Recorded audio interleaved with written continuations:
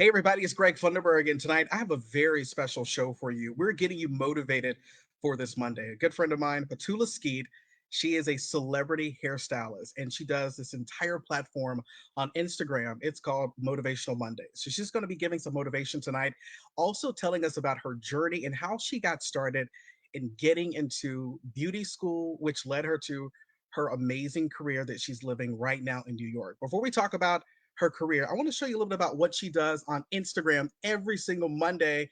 Check her out, Motivational Monday. Motivation, motivation. It's your girl Petula, your motivational speaker and coach. And my message for you this week is Bloom from where you are planted. Doesn't matter where you're planted, just bloom. Just bloom, just bloom. So this week, I'm looking to see the different flowers in our garden and the different flowers in our life. Our stories, our goals, our mission. That is what you have to do this week, is bloom from where you're planted. Look at the garden. Isn't it beautiful? It's blooming.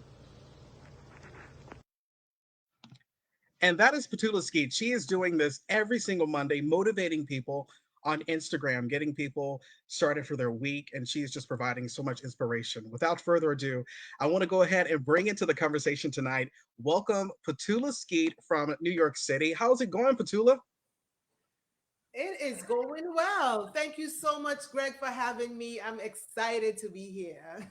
It is so good to be talking to you. And you are just such an inspiration on Instagram to so many people. What has it been like for you during COVID-19? During COVID-19, it was a whole total makeover for me. And it was a change for just about everyone. But for me, I realized I was on a fast train going to nowhere. So now I'm pretty much on the local train and I'm loving it. I am loving your inspiration online. But before we talk a little bit about your inspiration, what you're doing online, for people who don't know, you are from a small island called Nevis. Tell us about your upbringing. Nevis is not that small, baby. It's only 36 square miles. Yes, Nevis, 36 square miles, is full of beauty. It's beautiful beaches. Nevis is the home to Hamilton. You know, the play Hamilton. Nevis is the home to Mhm. Hamilton. It's very tropical. I love Nevis. Love, love, love Nevis. Growing up in Nevis as a little girl, what was that like for you? So, growing up in Nevis as a little girl, like I told you, how Nevis is so beautiful and I love it so much.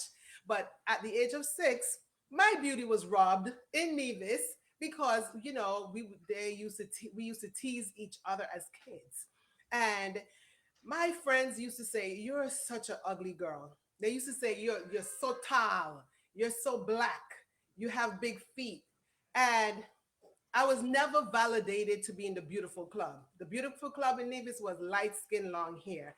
And it bothered me for quite some years. And I used to ask my mom, I say, "Mommy, why? Why do I look like this? Why?" But my biggest cheerleader, my mom, she's right here cheering me on. She would say, "Petty, you are a beautiful girl. And when you grow up, they're going to want you. And you're not going to want them." I'm like, "No, I want them to want me now." So for a lot of years, I struggled with what is beauty, what is beautiful. And that's something that I, experienced in Nevis. But now looking back at my naysayers, I would say to them, I forgive you because we didn't know any better. But because of that, it pushed me to to a better person. And speaking, pushing you to a better person, growing up in Nevis, you told me you grew up without electricity in the beginning. How did that all get you to the point where you are now from those humble beginnings? Yeah, so I was, in Nevis growing up, the first couple of years of my life, we didn't have any electricity. And after we got electricity, then we didn't have any TV. So I never grew up watching television, but all I knew that I wanted to purchase beauty. So we relocated to New York City, and it's time to graduate to go to college. And my mom is like, "What are you going to do? You're going to go to college?" I was like, "No, I'm going to beauty school because I'm going to go purchase beauty." And you know what beauty was to me, Greg? What was that? I wanted to bleach my skin at least a shade or two lighter. Yes, I didn't want to be this dark. And I wanted to put some bundles or weave or what you call it in my hair because I wanted someone to validate me. That's all I wanted. What did you learn throughout that journey in beauty school? Throughout that journey, I realized that I it was my career calling. I did not know that you would have graduated with a cosmetologist license. It sounds really good, right? I'm a cosmetologist, but I specialized in hair and makeup, and I also got better understanding of what is true beauty, and I graduated the same darkness, the same girl, tall girl, and my feet didn't get any smaller, but I accepted myself as a beautiful girl. You spent about 8 years working independently in beauty. What was that like for you? So when I graduated cosmetology school, I was like, it's time to pay back this $20,000 loan just to find out that I don't want to bleach my skin again. And I also wanted to give back. That's the first thing because I didn't want no other kids who is in Nevis growing up feeling being robbed of their childhood. So I was like, you know what? I'm going to give back. So I started working in the community as a hairstylist, as an entrepreneur. Mhm. And then I told myself, you know what? I can do so much better because I have a cosmetologist license. Don't forget Mhm. that. So one day when I was watching television, I was like, I can be a celebrity hairstylist. I saw this lady and I was like, I can be a celebrity hairstylist. But I had a conversation with a four-letter word called fear. And Fear told me flat out, no, you do not fit the mold of a celebrity hairstylist. I don't know what Fear was thinking a celebrity hairstylist looked like. I don't know. But Fear won. But what I did, I told myself I am going to relocate, and that is what I did. Wow. So when you relocated, where did you go next in your journey? When I relocated, so I went to Fifth Avenue in Manhattan. Now, if you know Fifth Avenue, you know you have arrived, right?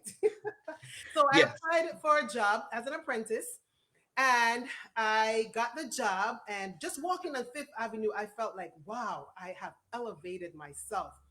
And when I went to the salon to start working at the salon, I realized that I'm amongst like a lot of celebrities. And Mhm. but the funny thing, like I told you, growing up in Nevis, not watching television, I didn't really watch TV till now. So people would ask me, they would say, "Oh, do you know? You know who that is? You know that?" I'm like, "I don't know. I don't know." They're like, "Wow, you don't watch television?" I'm like, "No." But I realized that when you manifest something, it comes to you in so many different ways. When you talk about manifestation, what was that like for you when fear told you no and you said, you know what, I'm going to keep pushing? It was hard. It was really hard, but I just wanted to. I know that there was a better way, and I know that there was a next step. So I told myself, I'm going to do this. I started working in Manhattan for a minimum wage. That's like in 2000. I was working for $5.25 in Manhattan, but it was the best time because what I got, I could not. It's priceless. The teaching Mhm. that I got was priceless. And that is what helped me to get where I am today because I received a phone call and then, my girlfriend started, she said, I want you to help me with one of my celebrity hairstylists. And I wanted to say no because fear came back right away, but fear did not win that time. I was like, yes. She told me who it was and I was like, yeah. She said, you know what, look at television tomorrow and you'll see who she is. So I went home. I was telling my mom, I'm a celebrity hairstylist now. My mom was like, oh God, slow your roll. So I was like, no, no, no, someone gave me this offer.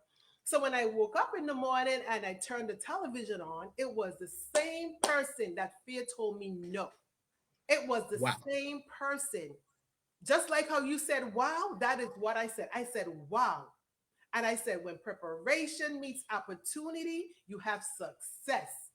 And I don't know if you want. Can I share who it is? Because I'm excited. Yes, go ahead. Go ahead. It is none other than Robin Roberts from Good Morning America. I've been working with Robin for 15 years and counting. And I always tell people, I am her Platinum American Express card. She does not leave home without me. Drop the mic. Petula, I love it. You know, when Robin came in for the first time, what was that like for you doing her hair at the salon on Fifth Avenue? So, no, actually, when she came in for the first time, that was not on Fifth Avenue. I had already moved from the salon at Fifth Avenue and I went to 72nd Street. Mhm. And she came in and I was like, okay, you know what? I'm going to try and do her hair just like the young lady who recommended her because I am going to be her backup hairstylist and I want to get it right. Well, Greg, I did not do my best because I was trying to be someone else. But that's how I felt. When she said to me, Petula, can I book uh, an appointment for next week? I was like, sure. I kept counting the days. I was like, I'm counting the days because I can't wait. And when she came back, Greg, you know, they said, girl, I put my foot, everything, my kitchen sink was up in there. Oh my gosh, Petula, I love it. You know, you talk about preparation meets opportunity, and you allowed yourself to manifest what you have today. When did that gig, a weekly appointment, become a daily appointment? So, she would come in and once a week she started having this standing appointment with me. And I was so excited because I'm like, okay, I've arrived again. I've arrived so many times. And one day she said to me, I am going to the Olympics. And she said, I don't know how my hair gonna look in a couple days. And I just said, you know what? I next time you're going, I'm gonna be there with you. I just say it. You have to be so careful of what you say because the tongue is so powerful. You got to be so careful. So I try to speak positivity all day, every day, because I know it comes back to me. I said it to her. She said, yeah, she just casually like, yes. And then about a couple months later, she told me she was about to be doing, becoming the head anchor, and she would like to start her team. And she asked me if I can please be her stylist. And I was like, I should be asking you if I can be your stylist. And lo So, and behold, oh, sorry, Greg, no, go ahead. we went to the Olympics. But I thought that we were going to the regular Olympics because I don't know much. I would be very open and honest. It was the Special Olympics, but it was even much better because I was able to see my island walk down St. Kitts and Nevis, walking in that crowd, and it was one of the most exciting things that was that I've experienced. You know, I can only imagine the journey, what this journey has been like for you. But what have you learned during this season of your life working with Robin Roberts at Good Morning America? I've learned that life is a journey, and you just have to enjoy the experience along the way. I've learned that you just have to believe in yourself. I've learned that you have to be positive no matter what. And I've learned that the first person to validate you is you. Mhm. And speaking of validating you, you talked to me before we went on air about going to different places and manifesting opportunities. You talked earlier about Robin not leaving home without you, and you've gotten a chance to go on some amazing excursions and trips with her and things like that. The Great Wall of China, what was that like for you? The Great Wall of China. That's a special story because, growing up in the Bronx, you would go to, like after church, we would go to this buffet. Mhm. And I used to always look at this picture, and it was the long, long, long, long wall. I didn't even know it was the Great Wall of China. I know it was just a long wall. And I was like, oh, wow, that's a long wall. Wherever I would always like pretty much put myself in the picture because it was always something very fascinated to see when I would go to the buffet and see that picture. And then one day, Robin came in and they were like, "We're going to China." And then they're like, "We're not just going to China, we're going to the Great Wall of China." And I went and I took that same picture right there on the screen because I remember I always used to look at that picture and imagine like being there. So tonight, if you don't learn anything from me, please use your words and manifest. Manifest, manifest. When you talk about manifest, also, Robin has gone through some health things over the years with breast cancer and her other illness that happened a few years ago back in, I think, 2012. You were a big part of her journey when she was cutting her hair. What was that experience like for you with her? But I'm sure that at that point you were more than just a hairstylist. Yes, and it was a moment, and I was blessed to be a part of the moment.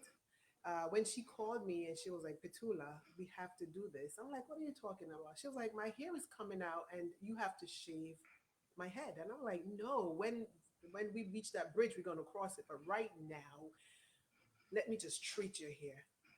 She said, "Okay," and I was like, "All right." So finally went to the salon and I just started touching her hair like normal and I pulled a whole chunk out of her head. And that's when it hit me that this monster was real. And from then and there, I said, "Okay, we got this." And she always used to say, even in her book, she wrote, I'm always telling her, "No problem, man, no problem, man." So she'd be like, "Petty, no problem, man." So I shaved her head and I look at the brighter side of things. Robin, her hair, she have beautiful hair. And if you're a hairstylist, she has a lot of cowlets. And I used to be like, "Oh, I'm wondering how this strand is going to behave today." So after shaving her head, I look at it on the positive side and I was like, "Okay, strands, I know everywhere you're coming out from. So you will never give me a hard time again." For folks watching tonight, you started as a young girl growing up without electricity in Nevis, getting electricity, moving to New York. You had a dream to go to beauty school, and you end up in Times Square. What is it like for you to drive into Times Square every day to the studio? Is it a surreal moment, or is it like a new thing every day? Driving into Times Square every morning is like I just thought I'm going to the job for the first time. I work on live TV, so it's always every day is something new. You never know what to expect, and I don't really pinch myself and like really pinch myself, but it's like a pinch yourself moment. Like coming from 36 square miles, Little Nevis, searching for beauty, like what society thought beauty was. And just because I looked the way I looked, they couldn't accept me because at that time we were fooled about what beauty is. And so I forgive my naysayers. I love them. And I say thank you to them because they're the ones who got me where I am today. So once again, I say thank you. And also, like, being here and searching, like I said, for my own validation. So every morning, the hardest part of driving into Times Square is waking up. And if I don't have 5 alarm clocks on, I am not going to wake up because at 3:50 a.m. morning call every morning. But other than that, once I'm up, I'm good. How has your faith played a big part in your journey? My faith, I mean, it's like I've been knocked down many times and still getting knocked down, you know. But once you have that personal relationship with self and God, Mhm. no one else can come in between. And we always feel like if it don't look pretty, it's not happening or it's not good. But sometimes in your darkest moment, that's where the brightest light is going to shine through. And I'm a living proof of that light. As we wrap up tonight, you do a beautiful thing that you do every Monday, Motivational Mondays on social media, on Instagram, actually. Where did that come from? And how has that grown to something? I know it's grown above your imagination because we've talked Yeah. about it before. What has it been like for you to provide so much motivation? I wanted to get out of my comfort zone. I wanted to get out of my own darkness and all the things that keeping me back. So about 4 years ago, I started it, and trust me, if you listen to the first one, you're probably like, I don't want to hear this girl at all. But it was my truth. I was speaking my truth, and I basically share. But what I share is for self, and then if anyone else can take away from it. And I look forward to doing this because in times like this, we all need to be motivated. We all need to be uplifted. And we all need to know that we got this. So we need each other. And the theme for this month is uplifting spirits. And I'm asking everyone to uplift yourself first, because if you're not no good to yourself, you're not good to someone else. So don't, share other things, share things that you know that you can't do. Figure it out for yourself first and then share it. One final question, Petula, I have to ask you, any parting final thoughts you want to give to people watching tonight? We've heard your journey, and what a testimony and what a journey you've had. And I know God has so much bigger and better things coming over the next few months and years to come. But what would you say to folks out there during this COVID season who are trying to figure out what they want to use this extra time for as we wrap up 2020? As we wrap up 2020, I am asking, I'm begging y'all to at least, we have 2020 is the year of vision. I don't care what no one say. We've been through, but if God did not show us that, we would have never seen it. So that was the best vision that we got, right? I hope I get an amen on that, right? But now I hope that everyone took time to cleanse. And I mean cleansing the body, the mind, and the soul. And a mindset change is the biggest thing you can do. So as I wrap up this evening, this tall black girl, big feet, I won't tell you the size tonight, from Nevis. Fear, fear was knocking at her door telling her, no, you can't do it. My naysayers, they didn't know any better, and I forgive them. And I'm telling you tonight, whatever you want to do, we still have time in 2020. Make 2020 your signature year. Make it your best year. And the time is now. So if I can offer you anything right now, get started right now. Amen. Where can we find you on social media, your website, as well as Instagram? My website, you can find me at upliftingyou.org, or on Instagram, hashtag, you have to spell the word out, hashtag underscore beauty, FULL. You can find me, and on my website, you can find all my platforms as well. And speaking of beautiful, you spell it differently. Why? Yeah, okay, so, I didn't tell you that, but the reason why I spell beautiful, because after I discover how beautiful I am, yes, I am. I was like, I do not want to be in that conventional word beautiful, that regular word beautiful. So how I spell beautiful, I started this beautiful campaign, and it's all lowercase, BEAUTY, all lowercase, but all uppercase is FULL. And that stands for a customized look or a feeling, and it varies between all of us. So tonight, each and every one of us who are looking at this live or the replay combined together, we are all beautiful. So right now, we don't have to be in the race with nobody. You're in a race by yourself, and you validate yourself. Petula, thank you so much for joining us tonight. You have just given so many nuggets. I really appreciate you and the work you're doing. And I just thank you for saying yes to do Thank you this. for having me. And I realized some of my friends, a classmate was just saying, hey, Petula, thank you for looking, and cheering. And Petra, thank you. And I just want to say to everyone tonight, do some self love and self care. Sounds good, Petula. Thanks so much. I'm going to leave you guys tonight with one of Petula's amazing messages she gives every single Monday. So I'm going to end with this. So, again, go to her Instagram page and you can look at all of the Motivational Mondays messages that she posts every single Monday. Trust me, it will bless your soul. Here's one I'm going to share tonight. Have a good night, everyone, and thank you so much for joining us. Motivational Monday. It's your girl Petula, your motivational speaker and coach.